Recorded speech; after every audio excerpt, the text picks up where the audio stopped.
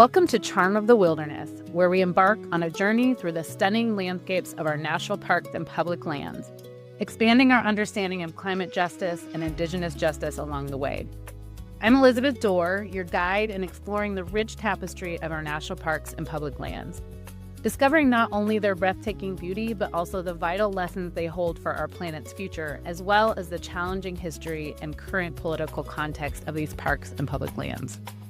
Join me as I talk to inspiring, innovative, and driven people working in environmental justice, climate science, Indigenous education, equity in the outdoors, and more to delve into pressing environmental issues and learn how we can advocate for a more equitable and sustainable world for all.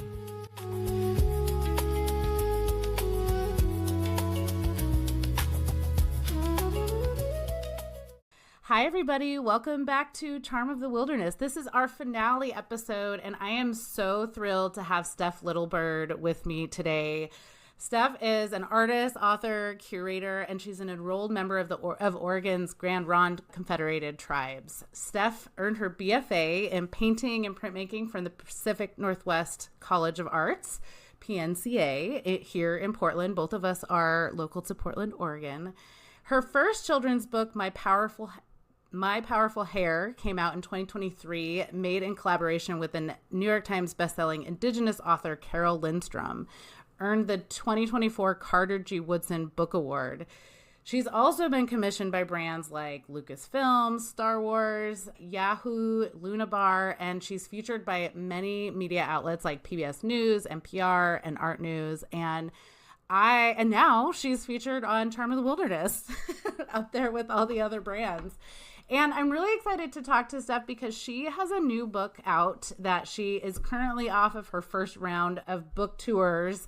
And it is gorgeous. It is called You're the Land. And she wrote it and illustrated it. And so for those who are watching the video, you can see it here. You can get it anywhere books are sold, especially your indie bookstore, which is where I got it, at my local indie bookstore. And I'm just thrilled to have you here, Steph. Welcome to Charm of the Wilderness. Oh, I am honored to be chatting with you, my dear. Thank you for the invite. Yeah, of course. Let's just start out with having you tell me a little bit about yourself and how you came to do what you do.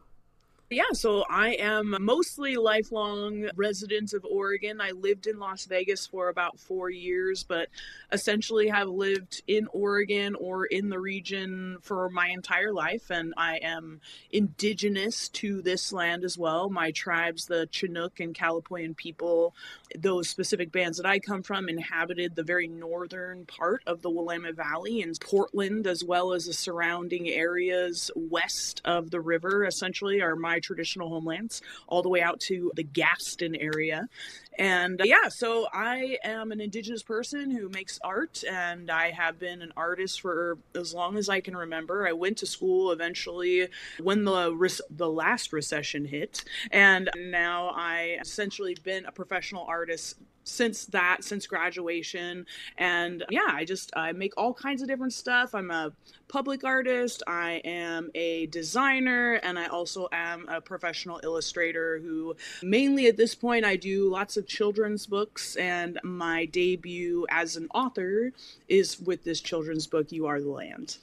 I love that. And I'll get into this a little bit later. Highly recommend checking out her website where you can get an idea of her art, which she has some just gorgeous, really colorful illustrations. But before we go into that, let's talk about You Are the Land, your debut book as an author. I have to say, as I mentioned, the entire book is just gorgeous, from illustrations to the message. What inspired you to write this, and tell us what it's about?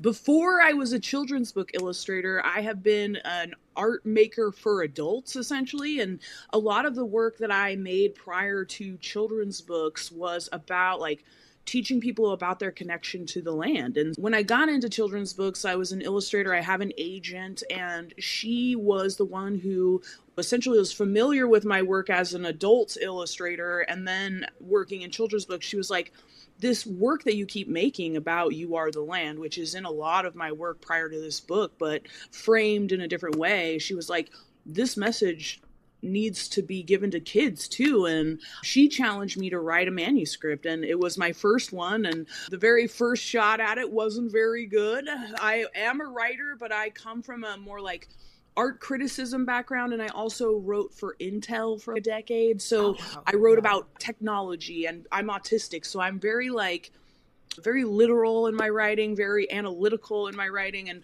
writing for kids is very different. And so writing a children's book manuscript was a challenge. It has to be under 500 words, and it really has to distill ideas to its like most succinct form. And so that was an amazing challenge, and I finally got something that was good enough. My agent was like, all right, I think we can take this to publishers. And so we had essentially an auction for the manuscript, and Penguin was the one that won the auction. And yeah, I mean, it was like amazing. Congratulations. This is huge. Getting a book out there, period, is so difficult to do. And yes, huge congrats.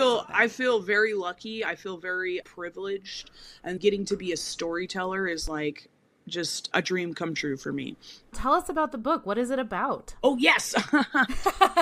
Yeah, essentially it's about how children in my community learn about their connection to the earth. And a lot of people that I encounter in my daily life as a lecturer, as an educator, as an artist, like non-native people really feel this connection to the earth, but they don't know how to vocalize it because they come from a culture, American culture doesn't teach you about this connection, but all humans are from the earth, and we are all connected to nature because we are nature in living embodiment.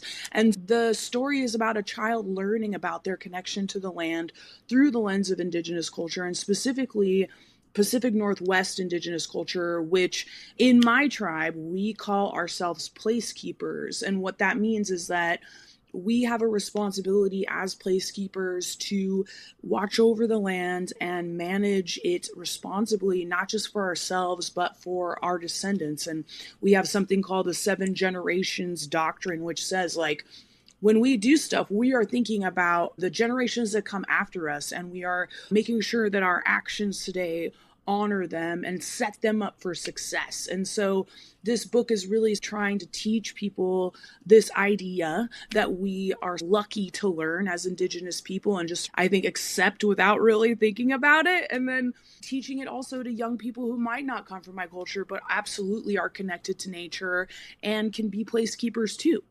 Yeah, absolutely. I mean, the way you phrase that, like we were lucky to grow up with that connection to nature, it is so true. And I feel as an adult, I'm trying to gain that sense of connection and knowledge, but it's like when you're learning a language, like when you learn a language as a kid, it's just inherent in the way you learn, and you're not necessarily learning the grammar, but you're learning the everything by being a part of it and doing it. It's the same thing with that connection with nature. And it's harder as an adult. I love that you're bringing that book to kids, and also by way of their parents reading it to them, and that they're learning it together, that there is this, there's this education that they're doing together, learning together, but also that the kids are probably taking this in differently than their parents are, and they're going to be teaching us a lot. And that's what we were talking about with Indigenous education in classrooms, that we are seeing that more in Oregon and in Portland especially. And I'm so grateful that we have these kind of resources that we didn't have when I was growing up in Spokane, which is a city that was named after the tribe, the Spokane Indian tribe. And so it is something that we're starting to get into a part of our culture. And I love that you're doing that through books. And I think that, like you said, the storytelling, the placemakers, and those are also really essential to Indigenous cultures as well, to most tribes. And so can you tell me a little bit about the way you told the story that maybe might be related to how you were taught these stories growing up? Yeah, for me, the story is based on a feeling, and it's something that is cultivated over time through so many different practices within tribal culture. We are very observant of nature. We keep track of the cycles of the land, from the seasons to what we call the seasonal round. And depending on where you are in a seasonal round, there are things that you can eat and forage and harvest that will contribute to your life over the span of an entire year. And our observance of nature is core to our day-to-day life. We call it place-based identity, and this idea that each tribe has their identity rooted in the land that they come from. Like the tribes of the Willamette Valley have been here for over 20,000 years. And so of the land, it runs very deep. And that comes from observation. And it's actually more simple than people realize. It's like just spending time in nature and getting to know it and be present with nature. All kinds of things start to happen for you. You receive all kinds of information from the world around you that sort of affirms these connections. But if you never spend time in nature, or when you're in nature, you are there with a sense of conquering it. Yes, that was the exact word that I was thinking of. Yeah, it's an intentionality, right? And so when some folks when I go to nature, I am like in nature and I'm just there, I'm enjoying it. I'm also like a feather hunter, so I'm always looking for feathers, which means that I have to be really paying attention to like literally the ground and the areas around me with my eyes, and my just like senses have to be present. Whereas sometimes I go into nature with folks, they're hiking to a place and they are walking as fast as they can. And it's, wait, slow down. We're actually here not to get to a place, but to be in the place.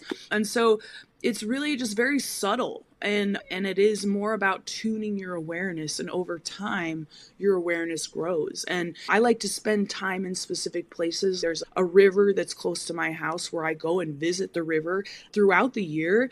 And I learn about that specific part of the land by just being with it throughout the year and being like, oh, these trees are starting to turn now, or now the trees are blooming, or whatever it is. There's so many things that it can tell me about what's happening in the world around me just by being present with a specific place. And that is very much in keeping with my ancestral inheritance. And yeah, I just try to practice that wherever I am. Even when I travel and I go to a new city, I want to go and walk around, and I want to be in that city and observe it, because the city is nature too. People don't think of that, but anywhere that humans are present, anywhere that the land is present, even if there are buildings on it, it is nature too. And so there's so much to be observed no matter where you are. And that practice is really key to everything. Yeah. And as a practice, I am very much that person I want to break a sweat on a hike, and that, and yes, that's nice too. But also, like you said, it is as simple as slowing down, which is really hard for people who grew up in a Eurocentric, capitalist colonial culture where we have to make use of every single minute, every single second of our time. And so I get it. I am that person who overdoes it with all of the things on my to-do list. But the way you're framing that is so simple, but also so transformative in a way, because it is slow down, pay attention. Mm-hmm. I also really love the idea of going to one place multiple times a year. And I am obsessed with the Columbia River Gorge. I think it is some of the most beautiful landscape in the entire world.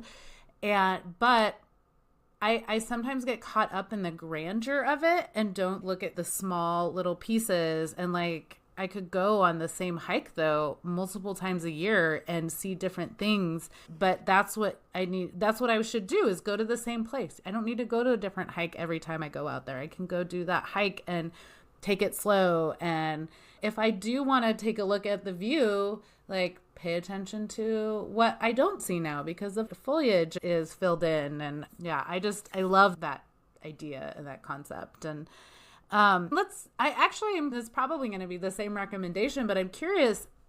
So as we've talked about, my project is about utilizing the national parks as a conduit to gain that deeper sense of connection with nature. Mm-hmm. Our national parks are They are the most popular part of of the American government right now, which the irony is that the current administration is trying to get rid of them at a fast pace, even though everybody more or less loves them. Of course, there's a lot of challenges with the parks too. This is also part of my project, is like investigating the origins of the park, which really also predicated indigenous removal and displacement and violence as well on the tribes in a lot of these areas. And so we're in this like paradoxical state where we need to protect this land and like to ensure that they remain as national parks, as public lands, but also honoring the indigenous peoples whose land it is. Some parks are doing better than others. I think Glacier is a really good example of having really strong partnerships with the Blackfeet tribe. I've talked to a number of folks on this podcast about the work being done by some indigenous folks around education in Yellowstone, but there's a long way to go. There are a lot of places I go where I see nothing about information about indigenous peoples. And then there are others, like we were in Craters of the Moon last week, actually, and there was an entire nature hike that was done in partnership with the Shoshone-Bannock tribes. It was an outdoor museum essentially that was interpreting the land through the perspective of the tribes, and it was like honestly the best example I've seen on national park land of that. And that is also trying to be disappeared by the current administration, and so I'm glad that is currently still preserved.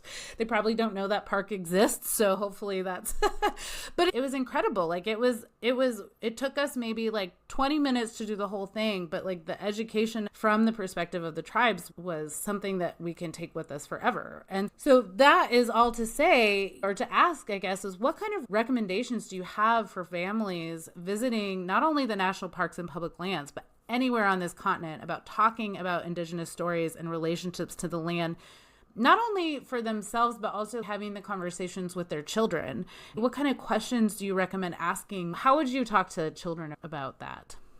I think I always recommend that people start local, because when we think about the U.S. history and all of that, it can be very overwhelming because there's so many tribes. And so what I say is, again, it's like getting to know the land that you're on. That is where you start, because that becomes a sort of intentional habit that you can create no matter where you are. And so if you're going to a place like a national park, you can research the tribes that are local to that area and what their traditional territories are. They have the Native Land app where you can look that stuff up if you want to know the sort of vague ideas. But then you can take that information and you can go to any of those tribes' websites, because all federal tribes have their own websites, and usually on those websites you're going to find tribal history, information about the tribe as a contemporary organization, and all of the things that they're doing now. I think that getting to know the people that are on the land and likely are still caring for it unless they have been removed by force, that's where you start. And then you can learn about our daily lives, and usually our daily lives centered around plants, right? Plants and animals. So I always tell people to learn about indigenous plants, because I think that's a really cool way. Like when we're talking about going out and observing the land that you're on, every time you take a hike, you're going to see different plants that are indigenous, and then learning about those plants so you can identify them later. They might be indigenous food as well. A lot of the plants that are important to us are also because they fed us. And so going out on the land and seeing them, you begin to recognize them throughout the seasons, what they evolve and change into. And there's so many different ways that you can then connect through those, whether it be the plants or the people. And that in itself is building that knowledge of the land and like upping your connection, I think, because then where you are, you can be so much more present with that place and have more of a connection to it because you literally know something about it. I love that. Yeah. And I think that going back to what you said before, it's building a practice.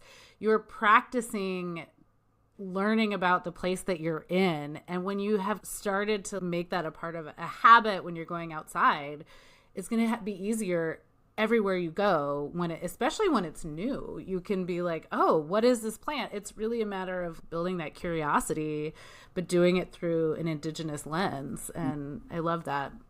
Let's talk about the art. Let's talk about your artwork and how would you describe your art, generally speaking, and then how would you describe the artwork in You Are the Land? So I think most people would say that my work is very colorful.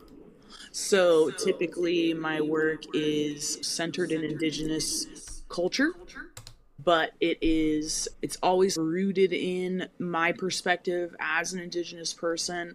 Sometimes it's political, but it's always very graphic. I thought when I was younger I might be a graphic like designer or something, but I've gone a different direction, which I'm happy with. I think being a designer would have been pretty soul sucking now that I know more about it. But I love the aesthetics of design and like using those approaches to my work. I also use a lot of text and writing in my work. So I'm always like thinking in marketing, thinking in communication ways. And so a lot of my work is communicating stuff as well. It's not just a pretty picture. It's going to have some sort of message to it in a lot of cases. And so that translates into the book, and that a lot of the work I make, like we've talked about, is connecting to nature and connecting the body to nature, because people don't see their own bodies as an extension of the land, but that is in fact, we are like a tree, we are like a flower, like we literally could not exist without the earth. So we are living embodiment of nature. And that is what I try to reflect in my illustrations. And so you'll see a lot of illustrations in my work and throughout my books where the body is turning into nature in some way, or the body is combined with the landscape in a certain way. And that is, you'll see that messaging throughout my work. And it's because I'm trying to like subliminally, I'm like brainwashing people into this idea. That's where the marketing part comes in. Good brainwashing. Yeah, it's like I'm going to use these tools of marketing to make my work more powerful. And so that's how I see it, is like subliminal messages about these connections are throughout my work. And I use a lot of color to communicate those sort of like spiritual connections and the sort of magic of the world. Yeah, my work is very colorful, very bright, very bold. And I think that also lends itself well to children's books, because kids are drawn to that more graphic and contrasty type imagery.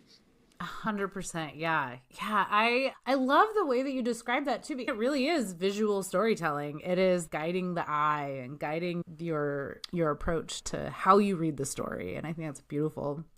One of the things also, I meant to follow up on this before, but I think that, like you said, humans, particularly those who are really steeped in the Eurocentric colonial idea of nature, don't see themselves as part of the land. We see ourselves as as the conquerors, because that's the language that has been used. That's the idea that's really brought by colonial empires and also has been manifested into capitalism. And so we do not see ourselves as a part of nature, which is why we've created so much destruction of nature, because it's this, we dominate the land. And can you talk a little bit more about this idea of humans being a part of nature and why? Like, why are we a part of nature and why do we need to think about it in that way? I think maybe it was like when I was reading Braiding Sweetgrass that by Robin Wall Kimmerer, that idea came. And again, I was like a fully grown adult when I had this concept, and I was like, oh my God, why has that idea not ever been taught to me? And it really was like infuriating, actually. I was like, I'm so lied to in so many ways. I was lied to about colonialism and capitalism and all of that, but like that like sense that we as humans are better than every other living thing on earth, and that is not true. And I don't know, tell me more a little bit about that concept and idea, and so that my listeners can really benefit from that concept as well. So I think of it as the difference between place making and place keeping. Making is a very colonial way to look at anything, where you are going there to make it yours, as opposed to place keeping, which is this idea that we are to observe what the land is and do what we can to make it better and more resilient, but we should manage the resources responsibly and intentionally so that we don't harm it long term. And since we've been here for 20,000 years, we have a good idea about how that works. And especially when you look at how long colonialism has been, if we just start from 1776, we have essentially 250 years of violent colonialism and capitalism, which have absolutely destroyed the environment. In 250 years, comparatively to the last 20,000, where we have actively been on the land managing it. And people think, oh, there's more people here, blah, blah, blah. But it's actually a value, right? Because being here for 20,000 years, actually, our populations were very large. The Pacific Northwest in particular was essentially like a trade hub for much of the many tribes from and also other people from before the Oregon Trail, we had the French fur trappers here that were getting along just fine without using violence against us, right? And so there are just these subtle differences in the way that we look at our place on the land, in that we are not its dominator, that we are to work in harmony with it and to find balance in it. And so that balance is important for many reasons, but it ties into the idea of how do we fight climate change? How do we prepare for the oncoming water crisis? Because if we don't stop, and again, slow down and observe these connections, we're going to pay, and we are already paying. But it's like there's this huge thing that's going viral right now about how they want to use drones to spray glyphosate all over the forest here in Washington, so that Hauser or whoever the hell it is can go and do a tree farm of Douglas firs. But first, they're gonna spray a known carcinogen all over hundreds, if not thousands of acres indiscriminately. So there will be the carrying of those chemicals into other environments that will then poison the people around them. It's going to poison the ground. And we have no idea what's going to happen long term. But this company essentially got to issue its own license and permit to itself to do this. And oh my God. We are in a major sort of turning point in our environment. We have to stop. We have to stop the data centers because they are eating all of the fresh water. The Pacific Northwest, until very recently, was better positioned in terms of climate change because we have so much water comparatively to, say, Arizona or California, Nevada. Like, they're all shipping water down from us, essentially, to survive down there. But now we are having our water, our own groundwater, depleted by Google and all of these other massive companies, Amazon, whatever, who do not care about the people. And so the people are the land. Our community is the land. And if our land is poisoned, if our land is depleted of all these resources in the next 10 years, what's going to happen then? And that's the reality, is that we at this point, I think that it's pretty obvious our government is not going to stop. No. They're not going to stop until the water dries up. No. They are not going to stop. They're just going to let everyone become displaced through climate catastrophe. And that's it. Because the corporations have completely taken over our government. Yeah. And so unless we heal our connection to the earth and understand that if we don't treat the earth well, it's just going to come back to us, that it's going to poison us, which we are already doing. These data centers are poisoning the groundwater. People are going to have cancer immediately in the next decade. You're going to have all these people who are sick, and nobody's doing anything because we don't see how it's connected to us. We just think, oh, it's water. It's not part of who we are. Yes, it is. We're literally like 70 to 90% water. What are you talking about? So the reality is that this connection that we don't really talk about it's the linchpin. It's the thing that is going to solve all of these problems. But unless we start doing that work now, we are in big trouble. 100%. That's why the book to me is so important, because the young people who are reading this book, they're the ones who are actually going to have to do the work that their predecessors neglected to do. And so it's like we need them to know their connection in order to fix this. Otherwise, they're just going to keep doing the stuff that everyone else has been doing. Exactly. The stakes are so high. And these are the kids who are inheriting the mess that the older generations have created. And it sucks that we're putting it on them, but they, like, if we don't instill that deep sense of connection, they're doomed. Yeah. And as a parent, that feels just genuinely fucked up, but also the only way we can move forward. And that's actually a big part of why I am writing this book as well, is because parents also need to have these conversations with their kids. That job is not being done every day in school, or even just in our culture does not really instill this connection with nature, that we need to have these conversations at home.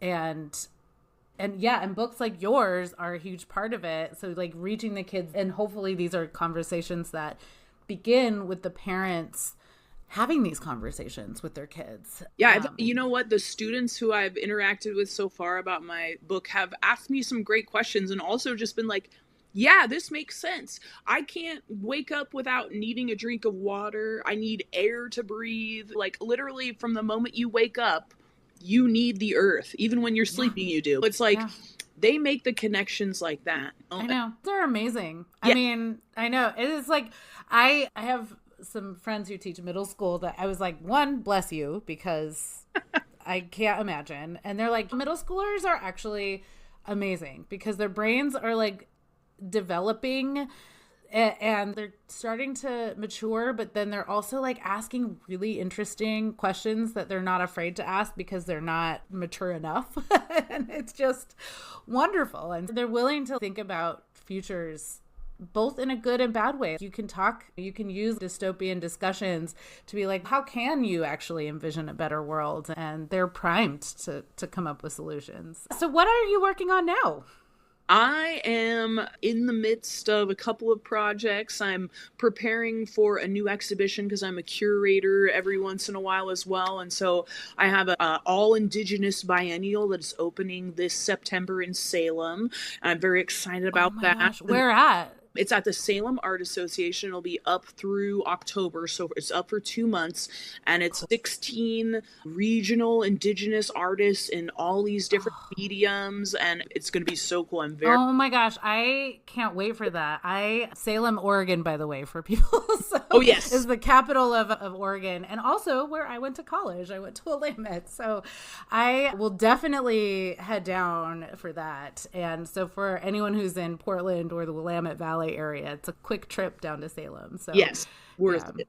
Yeah, awesome. And is there anything else that you'd like to share with what else that you're working on, or thoughts that didn't come up while we were talking?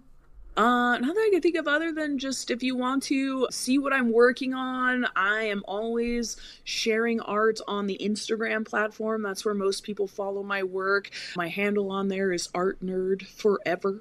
And I share my events, but I also just share process and all of my drawings of Donald Trump. And so it's like outside of my children's book stuff, that's where you can find my political and environmental work. So if you want to keep up with me, that is a good place to find me. I love that. I love that. Thank you so much, Steph. We will also link to all of her work and website and Instagram on the show notes. And so you can easily find them there. And I'm just so thrilled to have you, Steph. This has really been the perfect conversation to end off this inaugural season of this podcast. And I can't wait for more conversations with you. Likewise.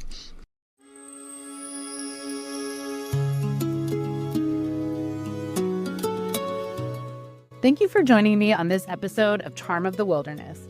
I hope you felt inspired to appreciate the richness of our public lands and national parks and the vital role they play in the climate justice movement. If you enjoyed this episode, please subscribe, leave a review, and share it with your friends.